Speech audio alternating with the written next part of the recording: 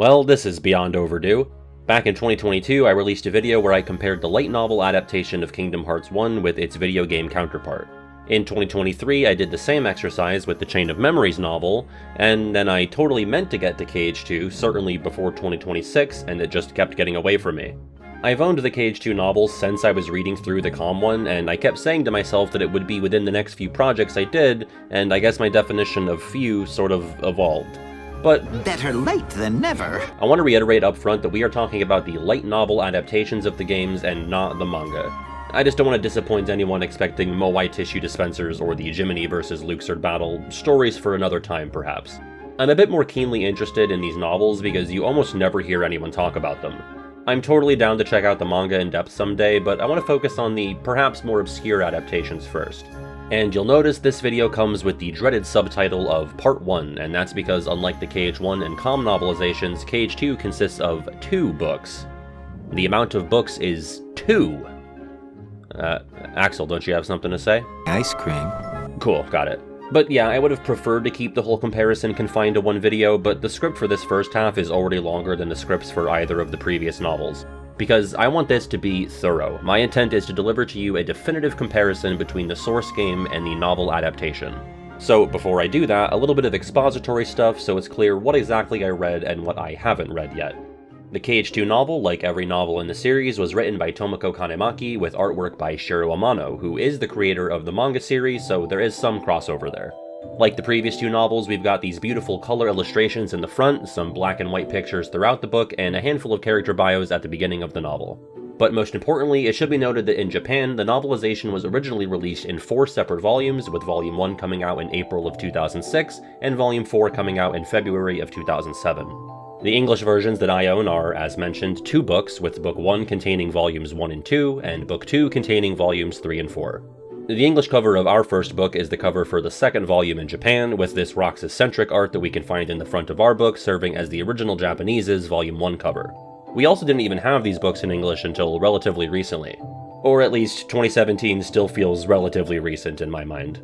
Unlike how I approach the KH1 and COM videos, I kinda want to hide what these chapters are called, so it's more of a surprise when we get to them.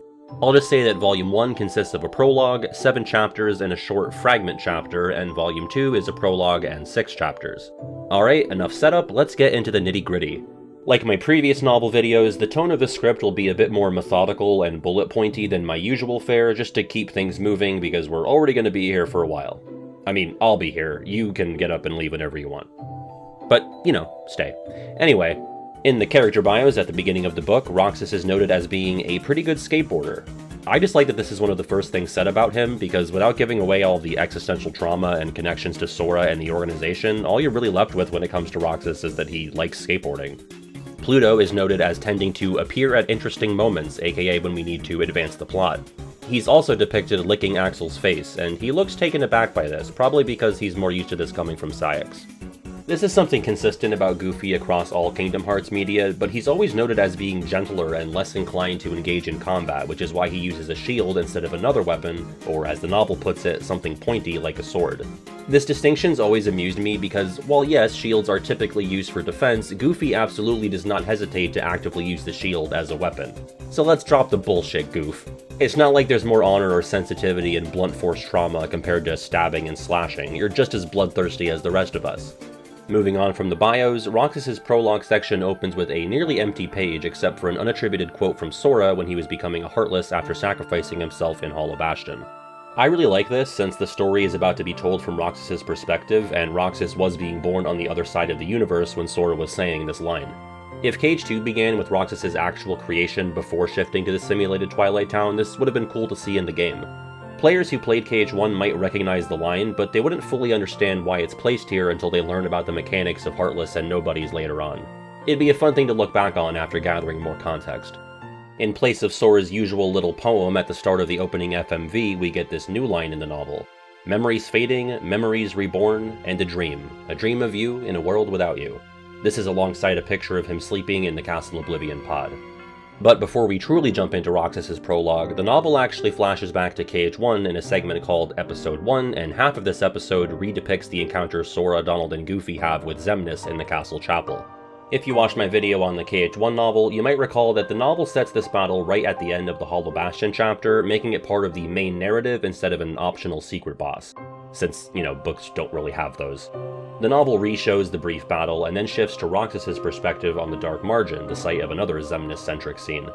Not knowing exactly who this character is yet in the novel, the boy feels like he remembers sitting in a place like this once before, talking about the future, a place with a blue sky and a blue sea, before reasoning that this couldn't have happened. The usual conversation takes place, and before Roxas can say his true name, the next line cuts him off, stating, "And here, the story begins." With that, we begin Roxas' first day in the simulated Twilight Town. Already we have a slight change, as Roxas already knows and speaks Sora's name when waking up on the first day. In the game, Roxas won't say Sora's name out loud until he recalls what Riku said to him when mugging him on day 2. The novel notes Hayner's hair as being impeccably styled. I don't know if impeccably is the adverb I'd go for here, but it was 2005, it was a different time, standards were different. As for Pence, the novel states that his basketball shirt was made by Dog Street, stating that it features the brand's logo. This is some surface-level KH trivia that you probably already know if you're watching this, but Dog Street is a reference to a location in another Square game, The Bouncer. But I guess in the Kingdom Hearts universe, or at least the novels, Dog Street is a fashion line. And as to not leave her out, the novel says that Olette's orange shirt is her favorite shirt. So much so that she either owns several copies of it, or none of these kids do their fucking laundry and they all reek. The novel changes Hayner's line from the gang being treated as the Klepto Club to just criminals. In fairness, I didn't know what klepto meant as a kid when I played the game, and I thought this was like a pop culture reference. After the first time we hear, or read Diz, we then cut to Naminé in the nap room with Sora's egg pod, and we get to hear her thoughts in between a brief conversation with Riku disguised as Ansem.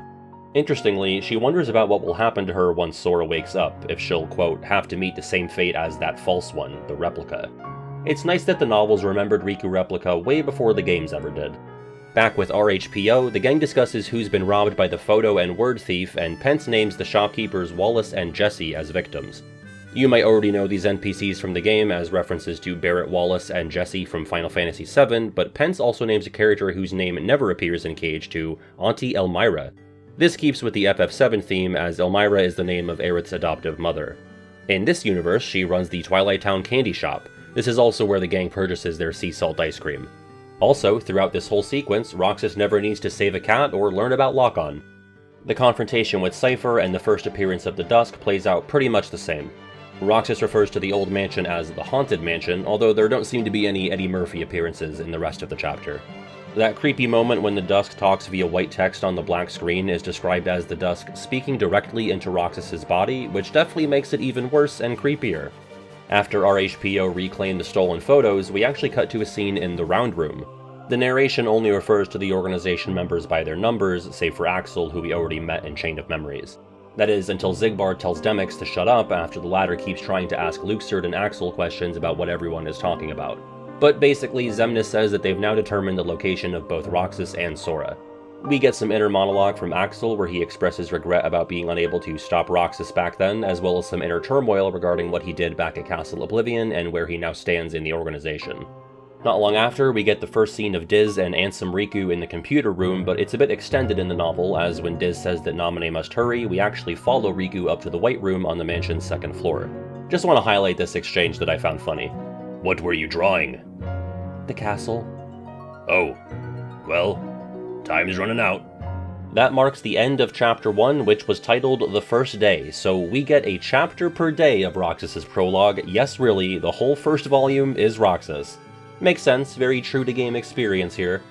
This happens in the game too, but it only really stuck out to me when reading the book that these kids are eating ice cream for breakfast.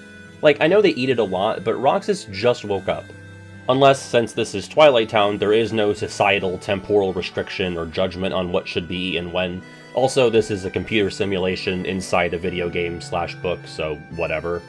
When discussing how much money the gang needs for the beach, when Roxas asks what they'll spend their 300 apiece on, Hayner says fried noodles instead of pretzels like in the game. Watermelon is kept for the book, for whatever reason. Disappointingly, but understandably, they yada yada the chore minigames, and the sequence of trying and failing to pay for train tickets after Roxas gets mugged by Riku remains unchanged.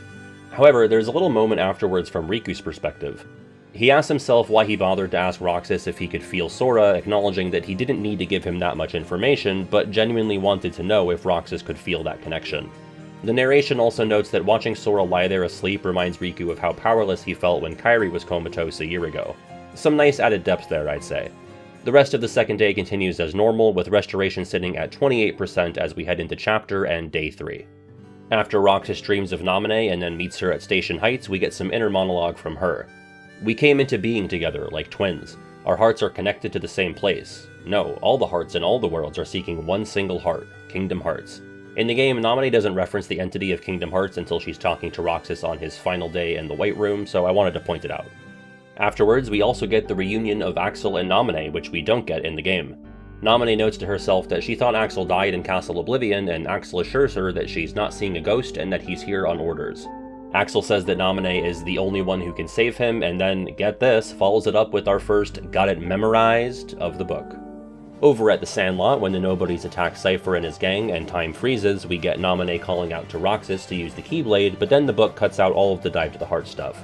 So instead, Roxas is briefly swallowed by darkness, and he reaches out for Naminé's hand, and we skip right to the scene of them talking in the White Room that isn't the White Room. You know, this one that doesn't have a name and you don't go to in gameplay.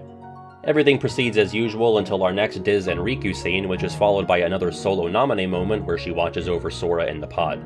She talks to him, I assume rhetorically given the whole he's asleep thing, asking, "Sora, what would you do? Would you tell us the same things you told the fake one, the puppet, the replica? That we're ourselves and no one else, that we have our own hearts inside of us?" Amongst this, she also grapples with the moral choice of having to wake Sora up to save him and the worlds at the expense of her and Roxas's personhood. With that, we move on to chapter and day 4.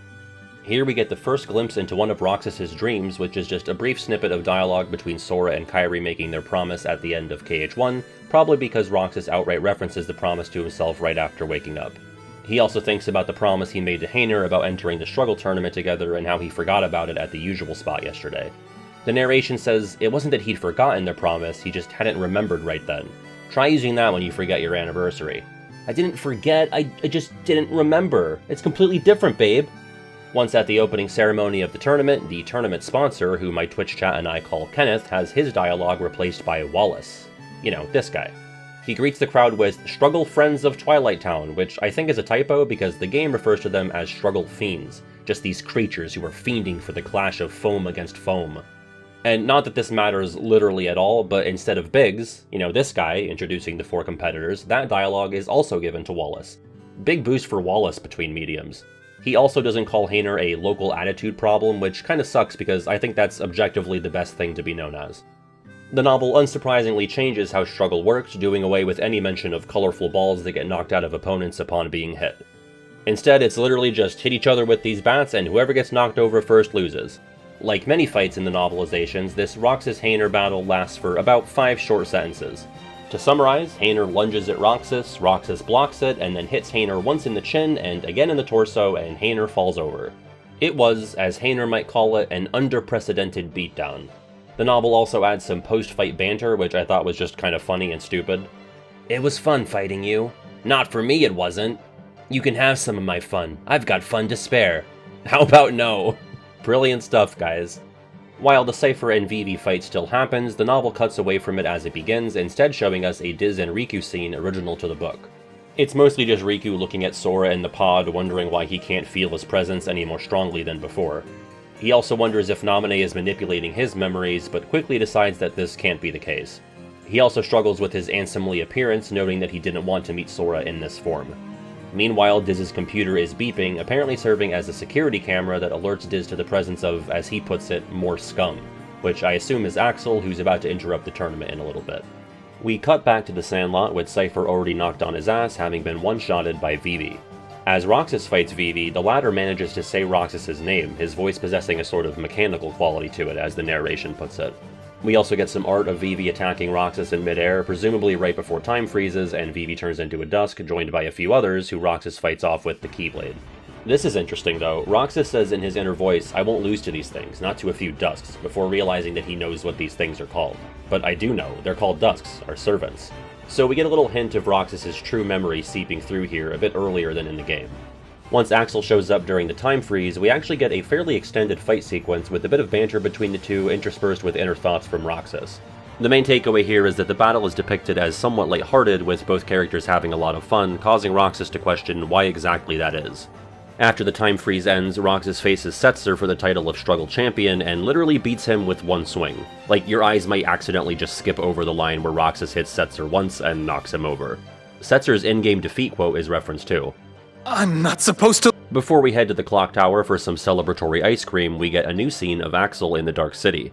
The narration states that Axel was flung back violently, hitting the back of his head, so I guess this is what happens after Diz forced him out of the simulated Twilight Town. He got booted back here. We get some thoughts from Axel, mainly him trying to parse out who exactly Diz is and what he wants. These thoughts also include Diz potentially being connected to, quote, that man, presumably Ansem the Wise, who Axel would know from his apprentice days in Radiant Garden. Anyway, like in the game, Roxas falls off the clock tower, and where the game fades to static, the book cuts to a mini-chapter or fragment titled Wherever You Are. This fragment chapter mainly consists of the scene with Kairi and Selphie on Destiny Islands. Following that, we have Roxas and Kairi's conversation as he's falling, intercepted by Sora's starts with an S at the end. Then the scene of Kairi sending the message in a bottle, all of which plays out as usual. The fragment concludes with the scene of the remaining organization members in the round room. The dialogue here is much less faithful to the game, but still gets the same point across and is a bit more explicitly clear in giving Axel an order to destroy Roxas, an order handed down by Saïx here instead of being threatened with duskification by Xemnas. After that, we move on to Day and Chapter 5, although instead of Roxas waking up in his room, we have a wholly new scene of Naminé in the White Room. She's trying to decide what to draw today before she's joined by Riku, who, by the way, the novel always refers to as an italicized he and him, which is giving like Jonathan Bible, but I understand the choice. They just discuss Roxas, and Naminé wonders how Riku acquired the blue crystal from the trophy without having gone to see Roxas. Naminé expresses frustration to herself that she and Riku can never seem to talk about anything important with each other. This is followed by the scene of Diz and Riku, or Ansem and Ansem by the time the scene is through. Roxas wakes up with the words Naminé, Keyblade, Axel, Sora, Kairi, Riku, and Ansem rattling around in his head. The narration refers to Kairi as the girl Sora liked and Riku as Sora's friend, and suddenly a bunch of people around the world got mad. Back at the usual spot when the gang talks about doing their summer homework, Roxas thinks to himself, school? Wait, was I ever going to school? I guess we never really considered if Diz had programmed in any memories of Roxas having an education. When the gang heads off to the station to investigate the Seven Wonders, we do actually get a glimpse of Roxas riding a skateboard, leaving pens in the dust. This immediately follows HPO telling Roxas about how the whole town is going to look into the weird things that have been happening to him lately. So the image of Roxas zipping along the streets paired with the narration saying, when he thought about tomorrow he felt better than he had in a while, well, that's pretty devastating. Once Roxas reaches the station, he waits for Pence, who eventually, quote, came running, breathing hard, his shirt soaked through with sweat since he was a bit on the heavy side. Unnecessary. We get Roxas and Pence debunking the Stairs Wonder, complete with Pence's Rai impression, and the novel then cuts away to a scene of Riku in the old mansion. This consists of Riku looking at SDG in their respective pods and sort of reiterating his distaste for his current form. He felt like he hadn't truly met Sora since that night, the night when their island was destroyed. But on the bright side, he notices that he feels Sora's presence more strongly than any other time since he fell asleep. The narration summarizes the remaining Sunset Terrace wonders as, help me out, Pete. a load of bulk. The friend from beyond the wall comes from some kids who threw a ball and didn't realize it bounced off a wall back to them. The mysterious tunnel moans were Vivi practicing for the struggle, the wiggling bag is a dog who likes bags, and the fountain doppelganger is, go figure, just your reflection. The following ghost train sequence comes and goes without any changes, but once Roxas and Pence go to the old mansion, we get a scene from Naminé's perspective. She just recently finished a drawing of Kairi when she notices the curtain stirring. She looks outside and sees 3 people before the air begins to distort and then she disappears. I assume this is her leaving the real Twilight Town and entering the simulated one so she can give Roxas the beginnings of his existential crisis. Which, that scene takes place afterwards, relatively unchanged, just with some inner Naminé thoughts added in, showing her feeling generally pretty bad about the information she's delivering to Roxas. Before Roxas and Pence head back to the usual spot, there's a scene of Riku walking through the mansion, thinking about how unnecessary it was for Diz to let Roxas see the ghost train, deeming it uncalled for. Then, Naminé walks in behind him, visibly shaken and upset, and she reminds and reassures Riku that the world needs darkness, that light only exists because there's darkness. She then asks, what about us, and to herself thinks, we are neither darkness nor light, why were we even born? I'd be remiss not to point out that Hayner is not concerned about an ulcer in the book, only about being generically sick from being reminded that summer vacation is almost over. During this scene, Roxas also hears Naminé's voice echo through his head, saying, "You were never supposed to exist." And I don't even know why I'm stopping down for this, but in the game, the last restoration percentage is 97, but in the book, it's 98, and it coincidentally takes place on page 98. Yeah, Twilight Town is also fucking long in book form too. That brings us to Day and Chapter 6, which opens with Roxas and Riku's fight in the Dark City, skipping over the scene of Xemnas meeting Roxas on the Dark Margin. The whole encounter is recalled through Roxas's internal monologue instead of the omniscient narrator. Roxas describes the fight as thrilling, and describes Riku as about the same age as him, wearing a black coat, but it being clear that he wasn't one of us. He also expresses surprise that Riku is able to, quote, handle a weapon that shouldn't have even stayed in his hand. When Roxas wakes up, he realizes that he was actually in a dream this time, not just Sora and the others. When confronted by Axel in the alleyway, Roxas actually picks up the stick before the nobodies are summoned. In the book, it's kind of described as if Roxas was going to take the opportunity to attack Axel while his guard is down. Bit of a Han and Greedo situation here. After Roxas is called to the mansion, we get a new scene of Diz and Riku back in the computer room. Diz is looking at a digital map of Twilight Town and notes that they have intruders represented by multiplying dots on the map. Riku is said to grip a sword that looked like a demon's wing, referring to Soul Eater. As Riku's leaving the lab, Diz asks about Naminé's status, and Riku replies that she's in her room like usual. And Diz is like, well, what about disposing of her? Riku replies that it can still be done after Sora wakes up. Diz says it needs to be done now, and Roxas is approaching the mansion. He says he's not sure what Riku is scheming, but that everything is proceeding in line with his theories. Riku turns around to look at Diz and tells him that they don't share the same objective, and reminds him that their alliance is over once Sora wakes up before leaving the room. Honestly, a great addition to the Riku and Diz plot. It's at this point I realize that whenever the novel refers to Pence, there's like a 30% chance it's going to point out that he's fat. As Roxas is making his way to the old mansion, he thinks about each of his friends, and when he gets to Pence, the narration describes him as, I shit you not, his chowhound friend. As if we see him eat any more or less than the rest of these ice cream addicts. After Roxas unlocks the gate to enter the old mansion, Riku intercepts the Dusks chasing after Roxas and taunts them before they rush at him. As Roxas makes his way up the stairs to Naminé's room, he notes to himself that the Dusks seem weaker than they did when he first fought them, and that the Keyblade feels lighter in his hand. During Roxas and Naminé's conversation, right after Naminé gets digitized away, the scene transitions back to Riku cutting down the Dusks outside the old mansion, and all of this is considerably new to the novel. As he's fighting, Riku hears a scream, which reminds him of Kairi, but then sees Naminé, making it more clear to him than ever who Naminé is the nobody of. Naminé begs Riku to not let the Dusks hurt Roxas anymore, and then Axel emerges from the crowd of Dusks asking if Roxas is inside.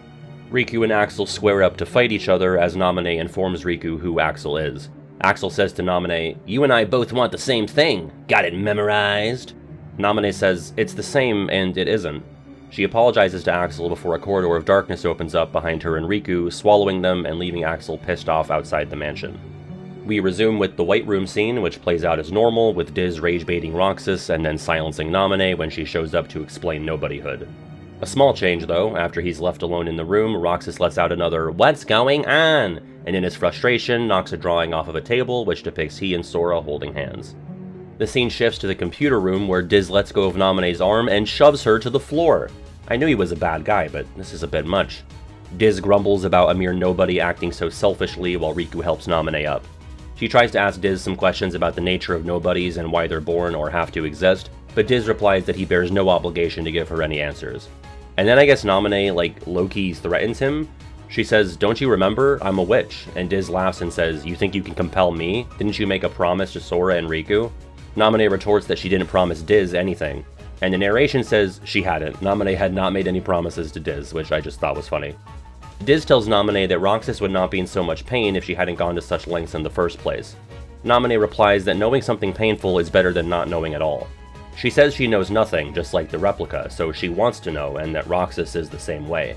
Diz says that'll do Naminé no good at all when he notices on the screen that Axel has made his way into the mansion and that Roxas was headed for the simulated computer room.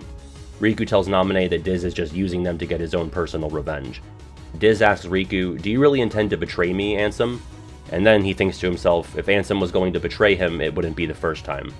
When Roxas has his big headache and flashbacks in the computer room, the novel omits his induction into the organization in the round room, cutting straight to the end of his battle with Riku, followed by his faint memories of Diz and Riku discussing him as he sat in a little teleport cubby of the computer room. Roxas then makes his way to the corridor where Axel is waiting for him, thankfully able to skip the mob fight with the assassins that takes place beforehand in the game. The pre-fight dialogue is roughly the same, interspersed with Roxas wondering to himself why Axel is trying to destroy him when Naminé said he's supposedly his best friend. Roxas blocks Axel's first attack with his 2 keyblades as the memory of him leaving the organization in the Dark City comes flooding back to him.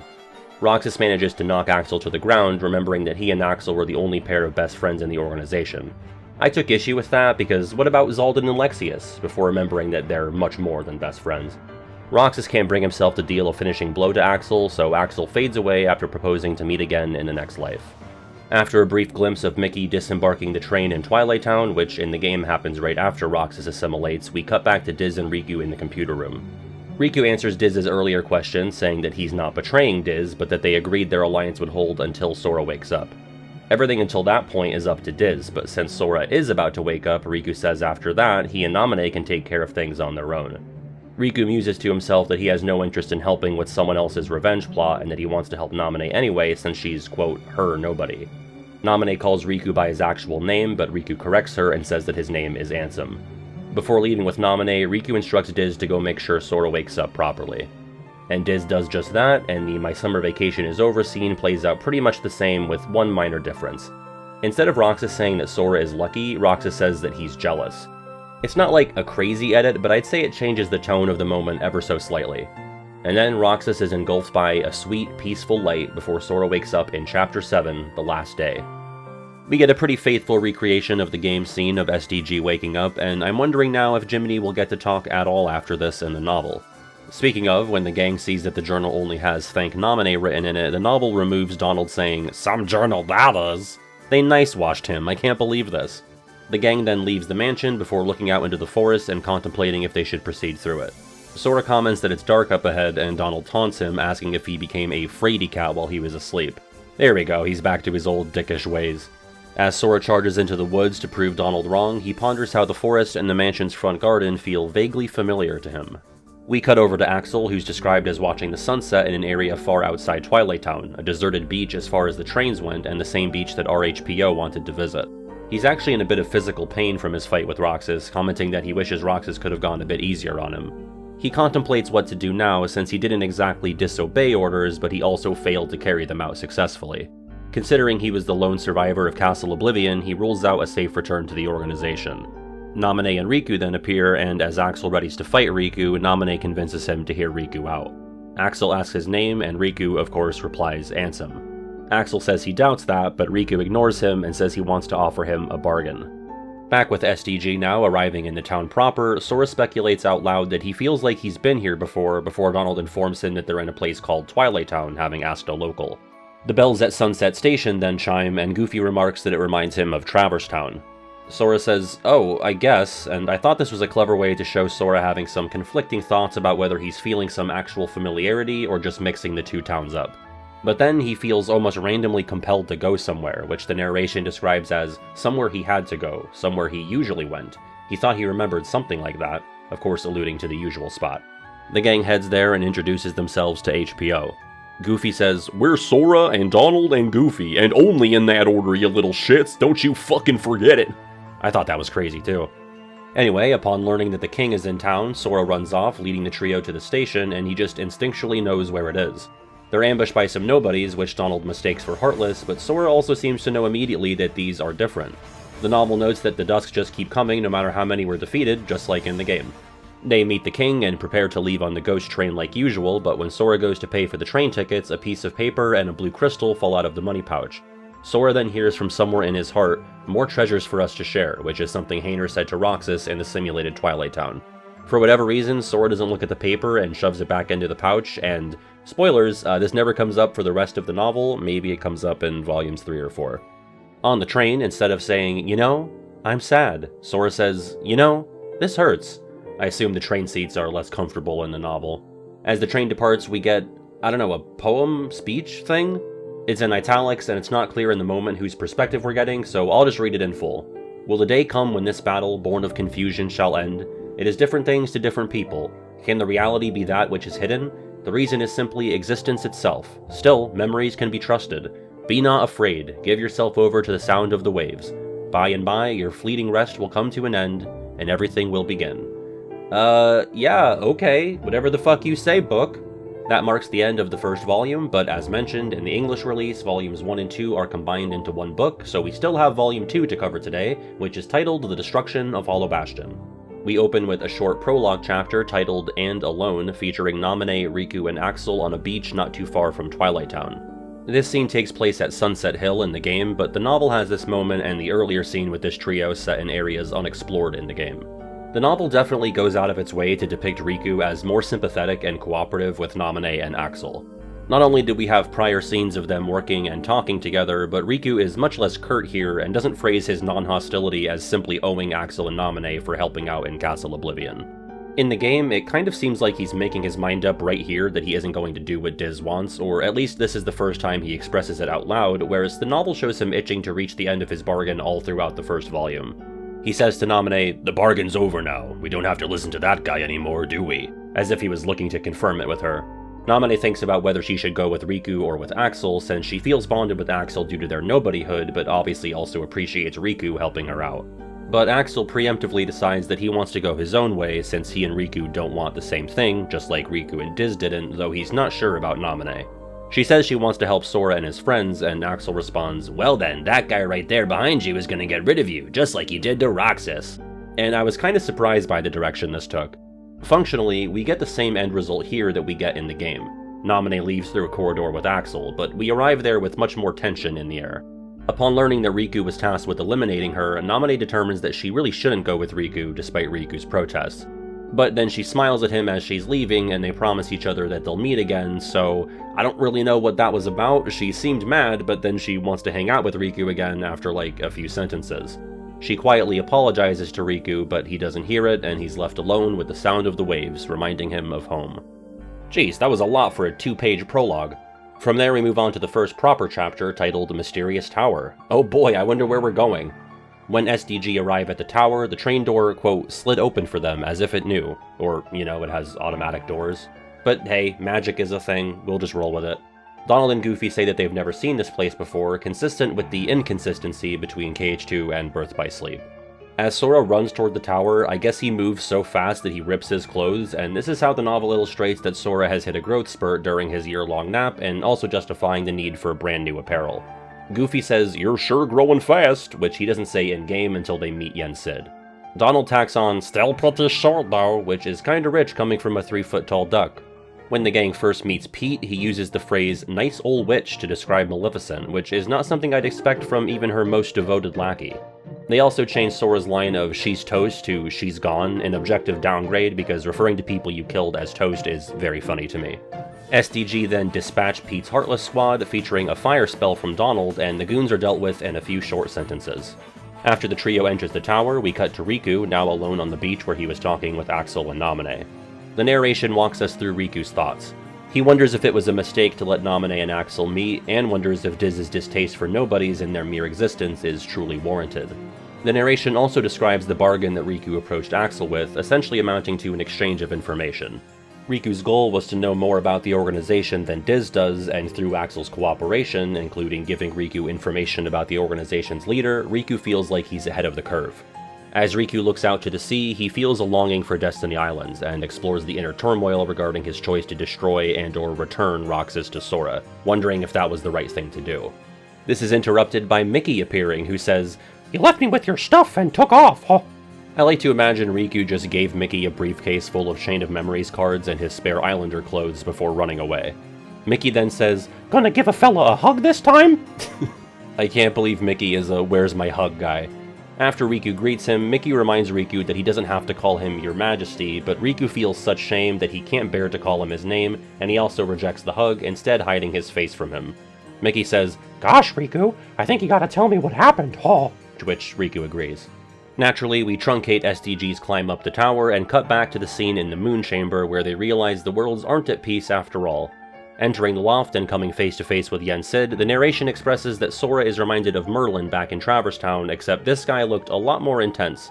I'm glad the book acknowledges that Sora meets 2 old-ass blue-robed bearded wizards in back-to-back games. And just like in the game, Yen Sid's scene here takes up a big chunk of time, lasting the entire rest of the volume in the novel. So that's all for today, but I hope you'll tune in for part 2 of my novel versus game comparison. Show some respect. Okay, it's not that long, but it sure does feel even slower when you're reading it. But Yensid's spiel here is pretty much the same as in the game, though Sora notices that when Yensid describes nobodies, his heart skips a beat, and he feels like he already knew about them. And holy shit, just as this scene is wrapping up and SDG state their goals for their upcoming quest, Jiminy pops out of Sora's pocket and adds, "And we mustn't forget to thank Naminé." And then, wouldn't you have it, he promptly goes back into Sora's pocket. Never to be seen again? Yes. As the trio make their way to the wardrobe room, we cut back over to Axel and Naminé, quote, traipsing through the heavy mist. I assume they're in the space between Dark Corridor destinations. Axel is pretty gung-ho about venturing forth, but Naminé isn't quite keeping pace, asking where exactly they're going. Axel says, "I wonder." Naminé asks what they're going to do, and he responds, "Haven't decided yet." Taking notes, do not let Axel be in charge of road trip navigation or vacation itinerary.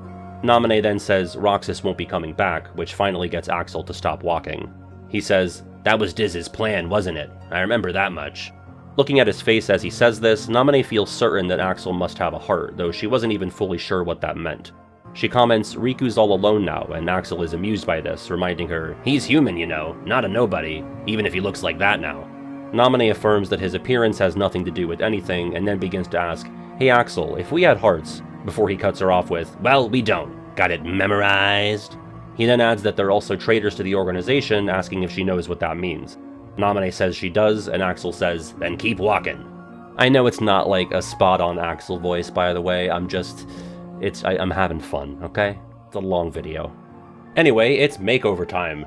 Unlike in the game, the three fairies all actually introduce themselves by name. I assume in the game, Sora leaves the room thinking they were all named Barbara or something. And sadly, the novel passes over the concept of Valor form and Drive forms in general, thus plummeting in the aura department. After STG head back to reconvene with Yensid, we switch over to the round room with the still living organization members minus Axel. This scene refers to them all by name, unlike the round room scene from the first volume. Xigbar quips that the Keyblade is on the move, to which Xaldin replies, "Isn't that part of the plan?" Xigbar says losing Roxas sure wasn't part of the plan, and that they should have made sure Sora remained incomplete. Demyx asks, "What about Axel?" and Luxid replies, "He's apparently betrayed us." Saïx chimes in, saying Axel was involved in the Castle Oblivion incident. He goes on to say, while glaring at Xigbar, "I warned you he had a hand in the demise of Marluxia and the others, and yet someone failed to eliminate him." Xigbar says, "Hey, he's the only one who's had direct contact with the Keyblade wielder." So, that's new, I guess. Apparently Saïx wanted Xigbar to whack Axel. Xemnas says to the group, "Observe them." Xigbar tells Saïx to go after Axel and tells Demyx to follow Sora. Quote, Xigbar translated it for the rest of them as if he were privy to Xemnas' thoughts. Or alternatively, he translated it as if he were privy to Xemnas' thoughts. Back with our heroes, Yensid reveals that he somehow came into possession of the Gummi Ship and gives another rousing speech, just like in the game. The trio boards the ship and they blast off, followed by an unaltered return of Maleficent in the next room over. And so begins Chapter 2 of Volume 2, Hollow Bastion. Except no, because we're not in Hollow Bastion yet, we're back with Mickey and Riku still chilling in Twilight Town. To be honest, this is mostly just Riku brooding some more about wanting to go home, but not being able to because of the new look he's got going on. I personally think there are tons of worse things to look like than Ansem SOD, regular Pat for example, but different strokes I suppose. Riku asks Mickey to promise that he won't tell Sora and the others about him, to which Mickey agrees. Of course, we see this promise come up again in the game much later on. Before Riku heads into a corridor of darkness, Mickey reminds him that he's not truly alone, echoing what he once told him in Castle Oblivion. Riku smiles and heads into the portal. We then shift over to the oceans between, where SDG are trying and failing to navigate outer space. During this moment, Donald comments that the king got their ship ready for them, which I don't think comes up in the game, so that's something. He somehow found the time to salvage the Gummi Ship from the end-of-the-world parking lot, I guess. All the while, the trio are shoving each other around for a chance to look through one of the ship's portholes before they finally lay eyes on a world that's familiar to them. Here's a hint, it's named after Chapter 2 of this volume. Before we land in Hollow Bastion, we cut to Pete entering the castle, and this moment helps to explicitly shed some light on a common point of confusion regarding Hollow Bastion, though bear in mind we're dealing with the novel's own canon. But the narration specifically notes that Pete steps into a place where evil had once dwelled, the empty fortress Hollow Bastion. The castle was much changed from when Sora had come in search of Kairi. As a kid, it always felt unclear as to what parts of the world from KH1 were meant to be the same places in KH2. I guess, like Oogie with Santa's workshop, a bit of redecorating was done. Arriving in Hollow Bastion, SDG promptly get into a mob fight, which ends in the same sentence it starts, and this presumably happens in the marketplace, which is normally a safe zone in the game. As the trio gets their bearings, they hear an Unca Donald from across the marketplace, and wow, it's the Duck Nephews, who you never once have to even look at in the game, so they got a big promotion for the book. However, they are literally just here to be like, yeah, we run some stores here, and also Scrooge is over there. The gang goes over to meet him, and Sora is just enamored with the ice cream that Scrooge is holding, and he thinks about how he hasn't had a treat like that in forever, though it feels like he had one somewhere. It must have been home on Destiny Islands, and yet it wasn't. Sora asks Scrooge if he can have some ice cream, to which the latter agrees, but he fails to inform Sora before he takes a bite that it tastes like shit. Well, if you could believe it, he didn't say shit, but that he hasn't been able to get the flavor right. What I appreciate is that even after seeing Sora's reaction to the flavor, Donald and then Goofy both take bites themselves and affirm that it is, indeed, bitter and awful. That is some true ride-or-die shit. Sora then stamps his foot and yells at the sky, "I want ice cream!" which is possibly the most petulant he has been throughout both the novel and game canons up to this point. Goofy is surprised by how much Sora yearns for the iced cream, and Sora justifies his excitement by explaining that everyone likes ice cream. It's sweet and cold and... huh? He feels like he's missing something. Before this rousing frozen dessert convo can continue, Yuffie calls from above, greeting the gang and noting that Sora has gotten a little taller. Sora does the whole Leon impression routine, and the gang heads to Merlin's house, uninterrupted by a forced nobody mob fight. We then cut to the castle that never was, seemingly in Demyx's own personal quarters. I like to think this is where his proof of existence headstone would lead if you could enter it in-game. Demyx is fussing over his hair in front of a large mirror as Saïx looks on with disgust, which is a visual that I think I need someone to draw. The narration notes that Saïx prefers to leave his hair unstyled, and that, quote, the X-shaped scar on his forehead was all the style he needed. I never viewed the scar as a fashion statement, but I will from here on out. Demyx is annoyed with Saïx hovering over him, asking what he wants, and Saïx just fucks off without a word, leaving Demyx to shout, "Excuse me?" The whole sequence felt very manga-coded. Xigbar then appears in Saïx's place, asking if Demyx is ready yet, and I have to say, I don't have any reason to believe so far that this is not the prelude to a date. But then Demyx says he doesn't feel like he's best suited for a tailing mission, but Xigbar says orders are orders, and that Demyx will be going to say hi to the hero and his little entourage first. Demyx thinks to himself that he's not good at fighting, and my 4th grade self begs to differ. Alas, he can only control water by playing music, and doesn't think of himself as especially strong. Generally unhappy with the task at hand, Demyx leaves to complete it nonetheless. Back in Hollow Bastion, we resume with SDG meeting up with the Restoration Committee. There are some minor, basically synonymous dialogue changes, but beyond that, the scene plays out as expected. The gang leaves Merlin's house to go meet Leon at the Bailey, and sadly, Sora learns no magic from Merlin before doing so. The trio makes their way to the Bailey through the burrow, striking down some Heartless and reminiscing about their battle against Maleficent along the way. Leon shows off the new residents, and the organization crashes their tour like usual, sending Sora and Leon into a battle against some nobodies, but this time Donald and Goofy get to join in. Because, you know, why didn't they in the game? I mean, they run off to the side, but they're like right there. Anyway, once the nobodies are taken out, and Donald has still only used fire by the way, the organization continues taunting Sora. A small line change here. In the game, Sora says, "Good, now we can finish this," whereas here he says, "Oh good, I can take you all out at once." A lot of confidence here from Sora, claiming he can pull off a sextuple kill streak. I guess he's implying the same thing in the game, but this is a bit more direct. After 5 of the members leave, with just Xigbar staying behind to needle the gang, Donald, unlike the game, attempts to use fire on Xigbar, as this is the only active ability for him. Xigbar doesn't even move, the flame just fizzles out before it can reach him, so I don't know if Donald just sucks, or if he's having performance anxiety, or what. No other notable changes here, just some additional inner thoughts from Sora, in which he tries to decipher Xigbar's cryptic Roxas hints. And our next chapter is titled Olympus Coliseum. Now, in the game, Sora canonically goes to both Beast Castle and the Land of Dragons before Olympus. In fact, Olympus isn't even an option right after leaving Hollow Bastion for the first time. But maybe they're shuffling things around and we'll hit up those other 2 worlds later. I guess I'll spare you the suspense, yes and no. We will be going to those places, but not in this book or this video, so, you know, stay tuned on that. Subscribe, I guess. But instead of going right to the underworld, we pick back up with Axel and Naminé in the dreary Mist Dimension, which I'm sort of mentally picturing as the Sorrow River from MGS3, but it's probably more like this bit from Dark Road or something. Naminé wonders if the two are just straight up lost, asking Axel where he's going. He replies, "Our base of operations," and then basically suggests that he's going to give Naminé up to the organization for a chance to live without being branded as a traitor. The narration notes that he has no heart and thus no emotions to guide him. Naminé has a request, which is to meet Kairi. This irritates Axel, with the narration commenting that Naminé meeting her true self would cause her to disappear. Axel angrily asks, "Then what did you want to come with me for?" And Naminé just says, "You seemed lonely." This seems to just piss off Axel further, and he says that nobodies can't even be lonely.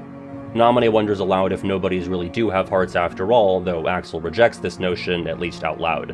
In his head, he admits that he knows what loneliness feels like, and that he's been feeling it ever since Roxas went away. Soon after, Saïx intercepts the two, prompting Axel to urge Naminé to run, and she escapes through a corridor.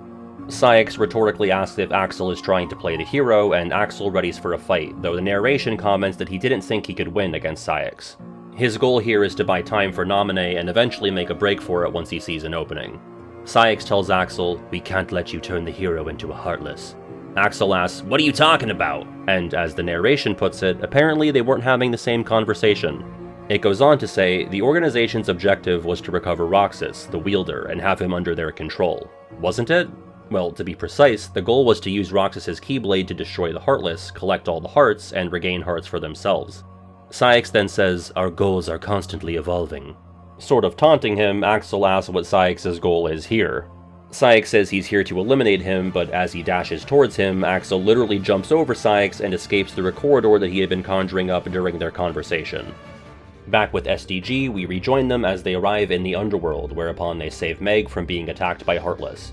I should note, unlike the rare occasions in the KH1 novel, the KH2 novel has basically never described any particular Heartless species, and has only described what Dusks look like earlier on in the first novel. As they're talking to Meg and she name-drops both Hercules and Hades, it dawns on me that in the novel continuity, STG have never been to Olympus, so it was jarring for them to be like, who are they? In fairness, Olympus is a weird case in KH1 given that it's optional and the story beats are barely concerned with the actual Hercules characters at all, so this works out fine as the place to introduce them into this canon. After Sora tells Meg that they'll go talk to Hades on her behalf, we cut to Hades and Pete in what's effectively their first two cutscenes combined into one, where Hades comes up with the plan to select an already dead guy to fight Hercules. Instead of shifting back to SDG, we just continue the scene with Auron being resurrected out of the big swirly green hole. The scene is pretty much the same, complete with "no wonder no one wants to die." My main takeaway from the novel's description is that the aforementioned swirly green hole smells bad. I mean, it should, right? Makes sense. It's full of dead people. As SDG make their way through the caverns, fighting Heartless, they talk about this Hercules guy and what he might be like. Goofy proposes that he's probably tall, handsome, and really nice, and Donald adds on, "So the complete opposite of Sora." Jesus Christ, Donald, give the boy a break. Sora begins chasing him in retaliation, and Donald says, "So you attack your friends." It's more of a Stitch voice. "I'm sorry, fuck." As Donald is running, he collides with none other than Demyx, who bows and apologizes before SDG realize he's in an organization code. Demyx yells, "Retreat!" and he and a bunch of nobodies run in the opposite direction. As they're discussing that little encounter, Donald notices a big door, and the trio surmises that Hades is likely on the other side. So I guess they sorta cut out the Valley of the Dead area. They go through the door and see Auron already lying on the floor. Sora intervenes, and Pete yells that these are the Pipsqueaks trying to interfere with their plan. Fucking finally, Donald uses Blizzard against Hades, which is more than you can say of his Chain of Memories counterpart, though the spell melts before it can reach Hades. Goofy tries to help Auron up, but Hades chucks him off to the side. Meanwhile, Sora feels drained of strength, and this is the novel's way of depicting the ineffective fake fight against Hades while the party is under the effects of the underworld's power-sapping nature. Eventually, Auron convinces the group that they need to flee, and unlike the game, Pete and a pack of Heartless also give chase alongside Hades. Once they're able to get some distance, they introduce themselves to each other. Instead of the slapstick moment in the game, Sora goes to shake Auron's hand and, quote, reached out toward Auron's paralyzed left arm. Oh. Good work, Sora. In the next book, he'll congratulate Ursula on her pregnancy. And here's something new, we actually get to see Demyx steal the Olympus Stone, or at least the beginning of that process. We cut to the Coliseum up above, where Demyx is spotted by Phil, who asks if he's here for the games. Sorry, the games! Demyx just sort of stutters and runs away again, leaving Phil to contend with the surrounding ring of nobodies. The book describes a stone building that served as a prep room for the contestants, which we never really see anything like in the games. Maybe the locker rooms are exclusively for the Heartless. Back down in the underworld, Cerberus catches up with the gang, and we have a brief fight, mainly amounting to Sora and Auron hitting each of the heads once apiece. Having made it to the Colosseum proper, the trio meets Hercules with the same pleasantries you'd expect from any other first-time meeting. The introductions bleed into the scene of Hades showing up to inform Herc that Meg has been kidnapped. Unfortunately, they cut out Hades flicking Sora to the ground like a little bug. After Hades leaves, Sora assures Herc that they'll go and handle the situation, to which Herc replies, "Are you sure? You kids don't really look all that tough." This tickled me because he said kids plural, implying that Donald and Goofy are also children.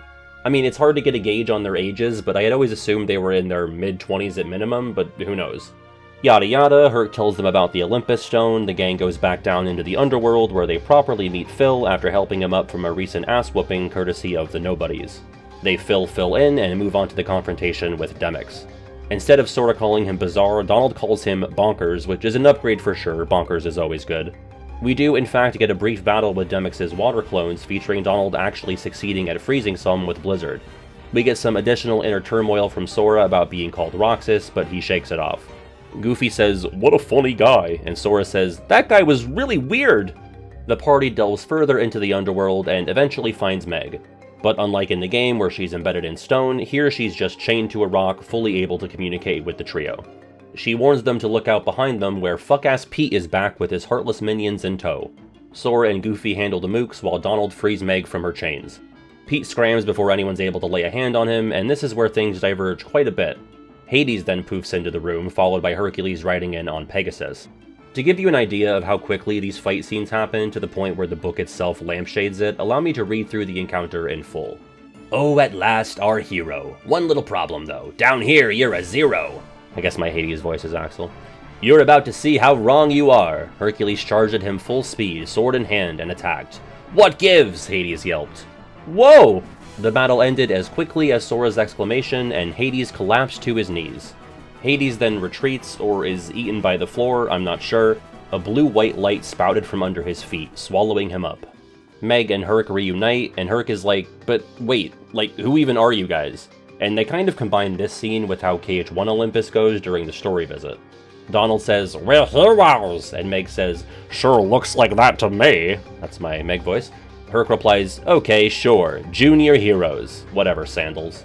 Then the party leaves. So yeah, no Hydra, and spoilers, I took a peek at the table of contents for the second book, and it doesn't look like we're coming back here, so good luck with everything, Orin. Nice meeting ya. And that brings us to Chapter 4 of Volume 2, titled Twilight Town. And folks, I couldn't believe this. This chapter opens with SDG flying down to Agrabah, talking about how it'll be nice to see Aladdin and Jasmine, and then the book just yada yadas over it completely. Like, we cut away from the party and don't see them again for about 10 pages. Instead, we spend the next bit focusing on Riku again, said to be traveling the corridors of darkness, which are described as stairs and pitch-black doom. It was connected to all the different worlds, and closed off from them. Riku is walking when he hears a shriek from behind, initially thinking the cry belonged to Kairi before realizing it's Naminé. She tells Riku he needs to help Axel, but Riku says he can't. I guess Naminé assumes Riku is just being a big racist because she's like, is it because he's a nobody? Because he helped me, so what is it? Is it because I'm Kairi's nobody? She goes on to say that Axel's heart is hurting. Riku retorts that he thought nobodies didn't have hearts, though he immediately feels himself doubting this as he says it. Naminé goes on to say that a man from the organization was listening to her and Axel and ambushed them while she and Axel were talking about Kairi, leading her to believe that Kairi may be in danger as well. Riku reassures her that they won't let the organization take her. We then switch over to Axel's perspective, who just got done running like hell to get away from Saïx. He wasn't able to find anywhere else to go, so he's ended up back in the world that never was, specifically the Dark City. He thinks to himself, if I'm trying to get away from Saïx, from the organization itself, what am I doing here? And yeah, Axel, great question. But just like when Sora found himself down on his luck in an uncaring city, in comes Pluto. Axel is friendly enough with him, but tells Pluto not to follow him. As he creates another corridor to leave the city, he reasons to himself that he wants to bring Naminé and Kairi together. What exactly will happen, he's not sure, but he knows something will happen, and in turn, maybe something will happen to Sora, and by extension, Roxas. And we're really jumping around in this chapter because now we're following Saïx, who just missed Axel and is searching the Dark City for him. Saïx is feeling disgusted by everything. He so badly wants a heart, and yet Axel has managed to get one, quote, without doing anything at all. He speculates how this could be, if it was by way of being in contact with Sora or something else entirely. Saïx then finds Pluto, who barks at him, to which Saïx responds by opening a corridor behind the dog. Pluto turns around and starts wagging his tail and then runs off into the portal. Thinking he could see someone through the corridor, Saïx steps into it himself. And now we've switched over to Kairi on Destiny Islands, where we get part of the scene of her first meeting with Axel from the game. It plays out normally, but the perspective switches again just after Axel proposes that they go see Sora. For now, we cut back to Riku and Naminé in the corridors where they see a brilliant light and, in fact, an entry point to Destiny Islands. Through a portal, they're able to see Axel and Kairi, and Riku realizes he and Axel had the same idea. Before they're able to go through the portal, Pluto comes running up to them, and Riku says, "Where have you been, boy?" Or I guess in the Ansem voice, "Where have you been, boy?" So I guess they've met before, presumably off-screen or off-page after Chain of Memories. And then, of course, Saïx shows up right after, and he starts trying to get into Riku's head. Saïx surmises that Destiny Islands, and by extension Axel, are through the portal, and then summons a group of nobodies. Riku squares up with Soul Eater and prepares to stop him, and Saïx says, "What's the matter? Will it hurt to see your island home corrupted, even though you once did it yourself?" Which gets Riku a bit shaken. But he stands his ground, instructs Pluto to go through the portal, and then hits Saïx so hard he gets sent sprawling. Naturally, we return to Destiny Islands in the midst of that Kairi and Axel scene. Of course, Pluto crashes the party, leading Axel to be like, "You again?" which I like to imagine he delivers in a similar way to this KH3 moment. Now who? And a pretty substantial change here, at least in how the scene may be received. Axel is very clearly depicted as not being responsible for summoning the dusks that surround Kairi. When they show up, he mutters to himself, "Ah, really? You had to bring along those things?" implying that these dusks were sent by Saïx instead. In turn, Kairi doesn't have nearly as negative of a reaction against Axel as the novel cuts out the "you're not acting very friendly" line. Axel also thinks to himself that it would be unpleasant to take out his fellow nobodies, but he also couldn't allow Kairi to get hurt. But like in the game, a corridor opens behind Kairi and she and Pluto head into it, leaving Axel alone on the beach. Back in the corridors, Saïx is dusting himself off after being knocked on his ass by Riku, though he says, "Nothing less from the great Ansem. That's what I should say, isn't it?" Riku rushes in to attack him again, vowing to protect the islands, but Saïx blocks him. Saïx responds, "How do you expect to protect anything when you've cloaked yourself in darkness? You sold your soul for power. Was it worth it?" Gotta say, I love these new Saïx bits because he already felt like the true main antagonist of KH2 the game, so seeing things get turned up to 11 here feels totally natural.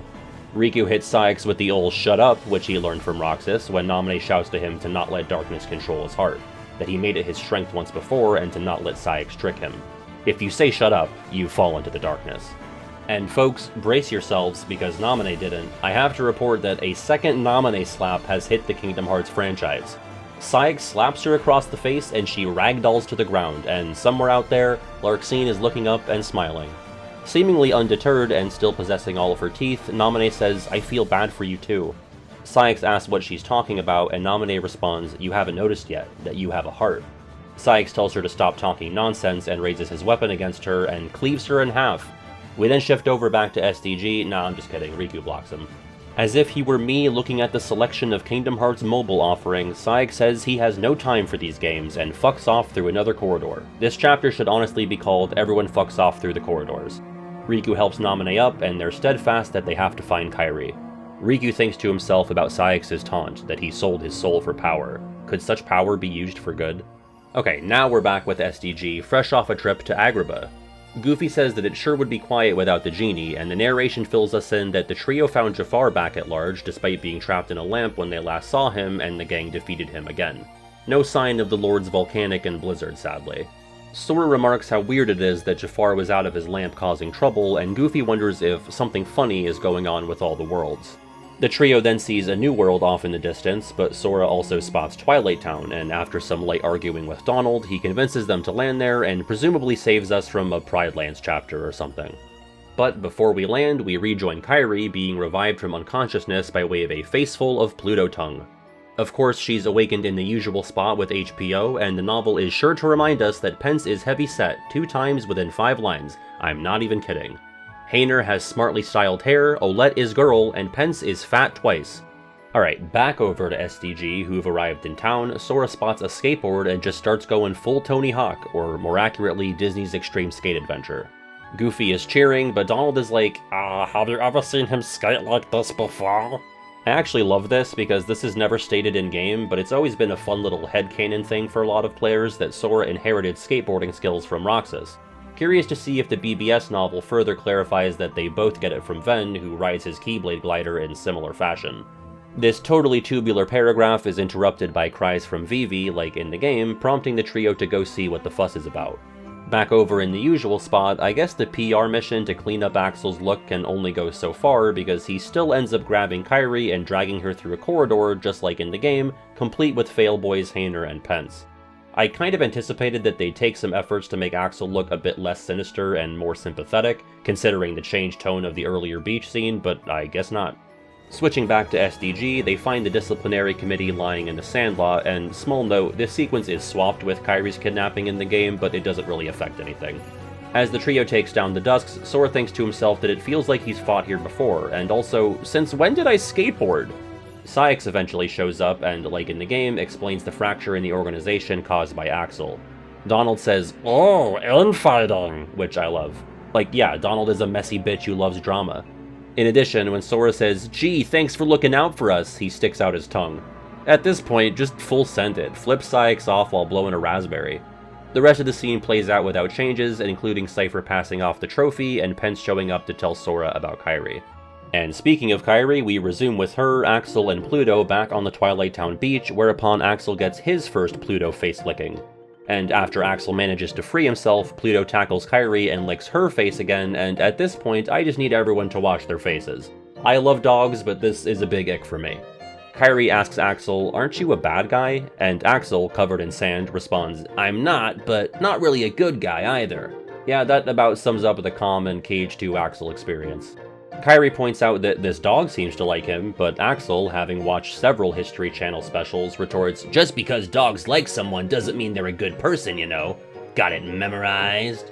Kairi says, "I don't know what you're trying to say," and Axel says, "Well, me neither." And this was unironically the funniest exchange in the book to me.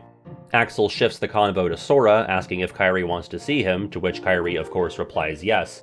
But another voice rings out, "That might be a problem," and by God, that's the Luna Diviner's music! From the top portal, it's Saïx with the steel claymore! Saïx grabs Kairi, I assume by her Achilles wrist like usual, and despite Axel's best chakram-flinging efforts, Saïx is able to knock him to the ground, quipping, "Traitors like you deserve to lose everything," before, you guessed it, fucking off through a corridor. Axel starts blacking out, thinking to himself, "Is this how I get turned into a Dusk?"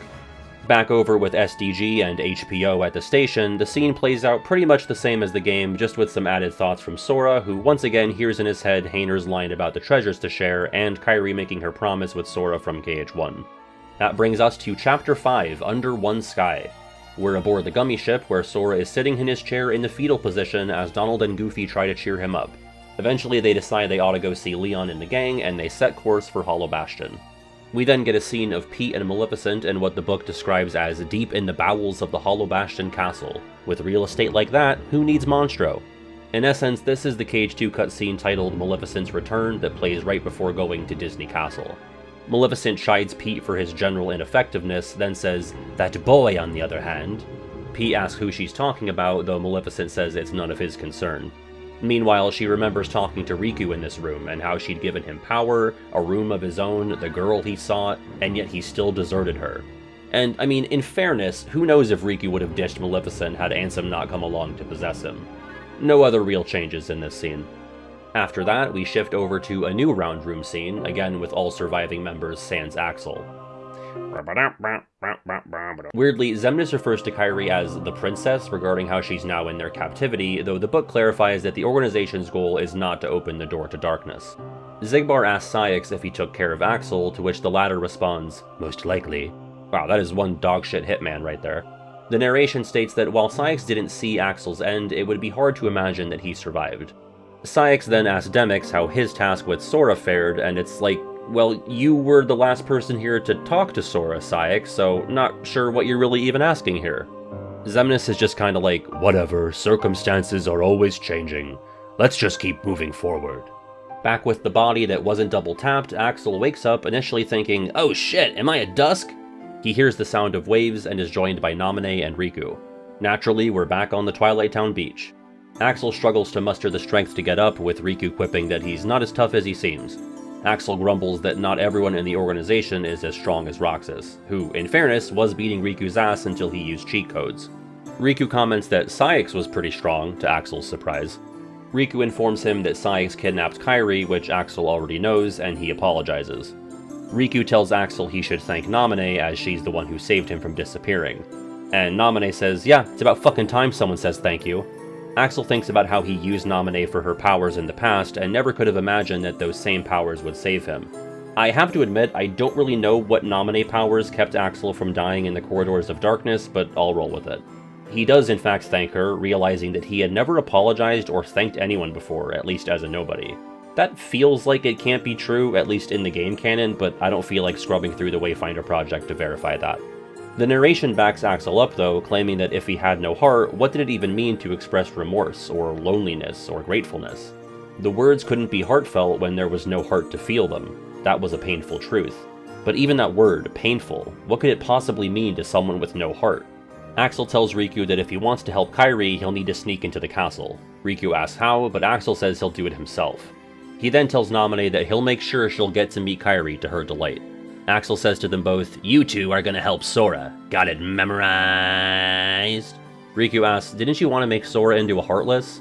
Axel shrugs and says, "Change my mind." Riku asks, "What's that supposed to mean?" And Axel replies, "I don't feel like telling you," as he fucks off into a corridor of darkness. Back in Hollow Bastion, SDG noticed swarms of Heartless and Nobodies running amok, but no time for that, we have to resolve the Scrooge Ice Cream C-plot. Hoping that he's fixed the ice cream's flavor by now, Sora tries a bite of a new popsicle, but notes that it tastes like nothing. A step up from the garbage flavor from before, but still not quite right. Scrooge tries to remember what town it was where he first had the flavor. The narration notes that even a flavorless bite of ice cream seems to have perked Sora up, and now in a better mood, he leads the charge to go meet up with the Restoration Committee. Soon after, while batting down some nobodies, they run into Yuffie, who seems to imply that opening the castle gates is what caused this recent influx of enemies running around the residential area. She also notes that they found the computer Ansem used, and the trio runs off towards the castle while she deals with the mooks. They make their way there, where they come face to face with the infamous quote-unquote Ansem portrait, and the narration notes that the man looked younger than the Ansem they remembered fighting. Leon then steps in, of course without Mickey, but then leads STG to Ansem's computer lab.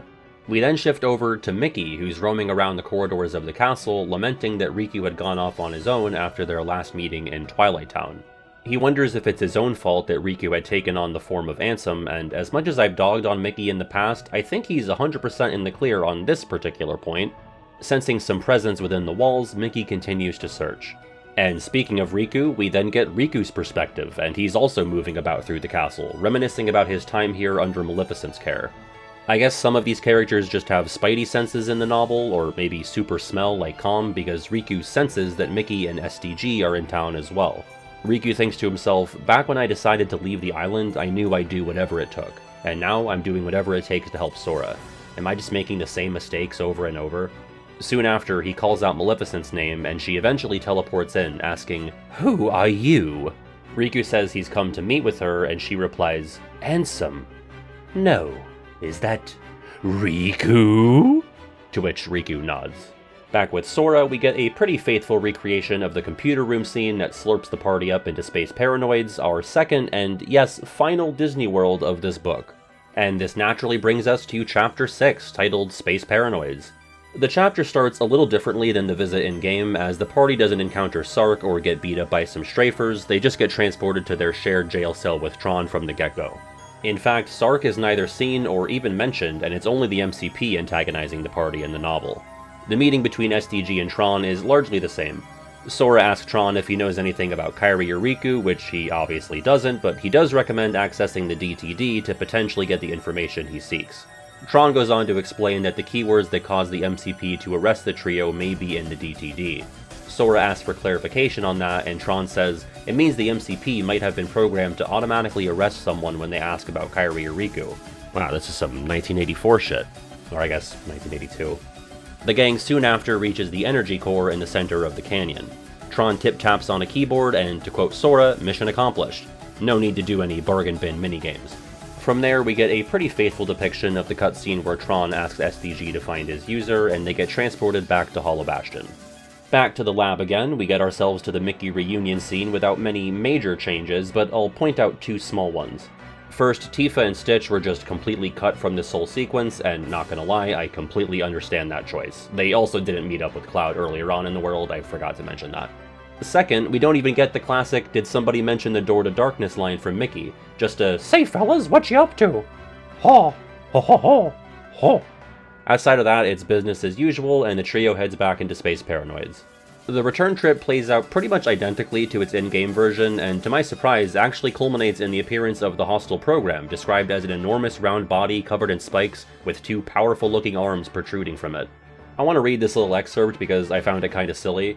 It could be a Heartless, but Sora figured it was the hostile program meant to destroy the town. It definitely radiated hostility. Aside from the awesome prose there, I like the choice of the word radiated for this specific scenario. A battle breaks out, and they actually sort of depict the freezing gimmick, as Tron yells, "Don't let your guard down, it just froze," after Donald and Goofy land some hits on it. Soon after, he slides underneath the hostile program and pulls out a small device to type on, which results in it emitting a big ray that damages the program. I'm guessing this was meant to depict Tron's limit attack or something, which is kinda cool. After another well-placed strike from Sora, the program falls apart. And to be honest folks, from here, the rest of the book, and granted it's only a few more pages, is pretty much the game's version of events, beat for beat, and I'm not talking Daisukanojo. The convo with Tron, inputting the password with Leon, Mickey's explanation of the guy who's not Ansem, it's all quite faithful. I will point out that when Sora accuses the man in the portrait of being the cause of all this trouble, the narration chimes in that Sora hated this man so much he could hardly think. Sora thinks to himself, "I hate him, I really do." And the narration continues, he'd never loathed anything like this before. No matter how angry or sad anyone had made him in the past, hating someone like this had been unthinkable until now. So yeah, they made sure to really drive home how pissed off Sora is here. But this volume and our first novel ends with the gang hearing some commotion from outside the lab. Our last line that plays us out is, they were on their way to do the most important thing, to help their friends. So, I'm gonna refrain from passing full judgment on the novel right now, given that I still have another half to get through, but I'd say this has overall been pretty fun so far. I think the highlights are obviously the completely brand new scenes, especially the bits that flesh out what's going on with Axel, Naminé, and Riku. Even the extra round room scenes have been fun, just to get more interactions between the organization members. Really curious to see what the back half of this is gonna look like, because I know we're going to more Disney Worlds than we did in Part 1. It seems like maybe the novel agrees with me that the least interesting parts of KH2 are those first-time Disney World visits, so we only did 2 of them. But yeah, we'll see how it shakes out in Part 2. If you want, stick around for the outro, but if not, thanks for watching, and if you don't mind, hit the buttons that make the video do well.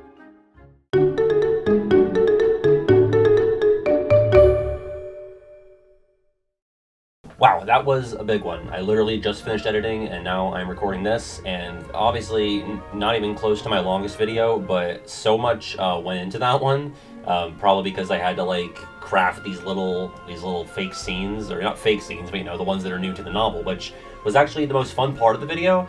This was really fun. Some videos are more fun than others, and I just had a lot of fun with this one, and like, man, I just fucking love Kingdom Hearts. Like, I've always loved it, but sometimes I do a video and it just gets me back in that mood that I was in when I first experienced these stories and these characters as a kid. I just wanted to share that with you, that it was a lot of fun. And you know, like I said before the jingle, it really helps out if you leave a like, if you did like what you saw. And of course, subscribe if you want to see part 2 to this. I have already started reading the second half of the novel. And if you really enjoyed, patreon.com/regularpat is the best way to support me and the channel. There is a ton of exclusive stuff on there from me, both related to Kingdom Hearts and not, literally hours of me yapping. So if you like that in your ears, to fall asleep especially, I know some folks are fond of that, I got you covered over there for as little as $5 a month, or there's a $1 a month tier if you just want to, you know, throw me some change in the tip jar. So I could not do any of this without the patrons. I also could not have made this video without the help of my friends, PJ, who did the thumbnail, as well as gave me a couple of Union Crossified assets, like the Diz or the cloaked Mickey one, Espurr for that awesome art with Saïx and Demyx. I love that. And SamelCamel for the Gummi Ship interior. Thank you guys so much for your help with this, and thank you all for watching. I know we all want new stuff, we all want KH4, and I am included there, but There's just so much stuff to talk about that that I have yet to delve into with this series, so just keep the faith, and I'm just going to keep looking at this old stuff, and hopefully that can tide me over. But yeah, thank you again. I hope to see you in part 2, and I hope you have a great rest of your day, night, whenever you're watching. Be safe out there, and take it easy.